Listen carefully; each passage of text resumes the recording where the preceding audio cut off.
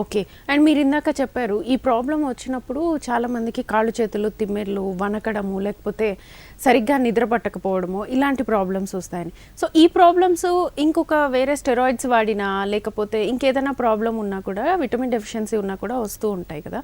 So, దీనికి దానికి ఎలా డిఫరెన్షియేట్ చేయొచ్చు అసలు? అంటే ముఖ్యంగా కాళ్ళు చేతులు తిమ్మిర్లనేది చాలా వీక్ సిమ్టమ్. అది ముఖ్యంగా కాళ్ళు చేతులు తిమ్మిర్లు వచ్చినాయి అంటే మనం కామన్ భాషలో మనం పెరిఫరల్ న్యూరోపతి అంటాం అనమాట. ఈ ఇంగ్లీషు దీంట్లో మనం యాలోపతిలో.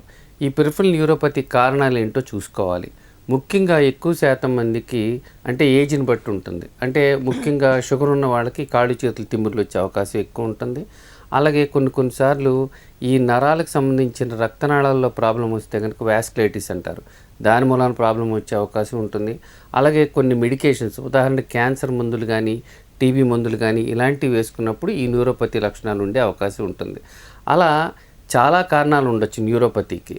సో కొంతమందికి ఏంటంటే కనుక కొన్ని ముఖ్యంగా మనం చూసుకుంటే కనుక ఈ మెడిసిన్స్ వాడుకున్నప్పుడు కూడా వచ్చే ప్రాబ్లమ్స్ కూడా ఉండొచ్చు అనమాట. అందుకని ఇలాంటి సిమ్టమ్స్ ఉన్నప్పుడు మనం అసలు కారణం ఏంటి అనేది చూసుకొని దానికి తగ్గ టెస్ట్ చేయించుకోవాల్సిన అవసరం ఉంటుంది. మళ్ళీ కొంతమందికి ఈ యాంగ్జైటీ, తర్వాత కాళ్ళు చేతులు వణకటం, అలాగే రెస్ట్లెస్నెస్ ఇలాంటివి చాలా వీక్ సిమ్టమ్స్.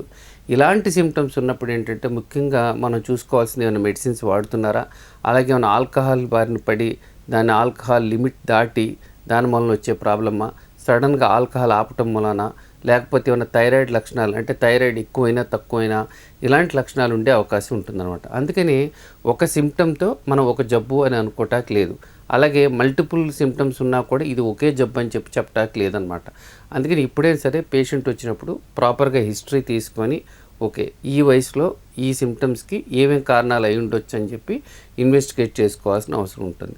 ఉదాహరణకి ఒకవేళ వాళ్ళకి కాళ్ళు చేతులు తిమ్మిర్లు వచ్చి వీక్నెస్ ఉంటే అది ఎంతకాలం నుంచి ఉంది, వాళ్ళకి షుగర్ ఉందా, లేకపోతే ఇంకా పెరుగుతూ ఉందా, ఒకసారి వచ్చింది అలా అంటే ప్రోగ్రెస్ అవ్వకుండా అలా ఆగిపోయిందా, ఇలాంటి హిస్టరీ తీసుకొని దానికి తగ్గట్టు మనం బ్లడ్ ఇన్వెస్టిగేషన్స్ చేయించుకోవటం, అలాగే ఏమన్నా నర్వ్ కండక్షన్ స్టడీస్ అని ఉంటుంది, అవి చేస్తే కనుక నరాల్లో ఏమైనా ప్రాబ్లం ఉందేమో తెలుస్తుంది. అలాగే ఒక్కొక్కసారి వాళ్ళు వేసుకునే మందుల హిస్టరీ కూడా మనం మందులు తెప్పించుకొని ఒక్కోసారి మందులన్నీ చెక్ చేయడం కూడా అవసరం అన్నమాట. ముఖ్యంగా ఒక పేషెంట్ వచ్చినప్పుడు అతను చెప్పే లక్షణాలే కాకుండా అతని యొక్క హిస్టరీ, పాస్ట్ హిస్టరీ, అలాగే వాడుకునే మందులు అన్నీ జాగ్రత్తగా మనం అన్నీ వాళ్ళు చెప్పలేకపోవచ్చు. వాటిని అన్నిటిని మనం ఒకసారి వెరిఫై చేస్తే కనుక మనం జస్టిఫికేషన్ చేయొచ్చు ప్రాపర్ డయాగ్నోస్ చేసి ప్రాపర్ ట్రీట్మెంట్తో.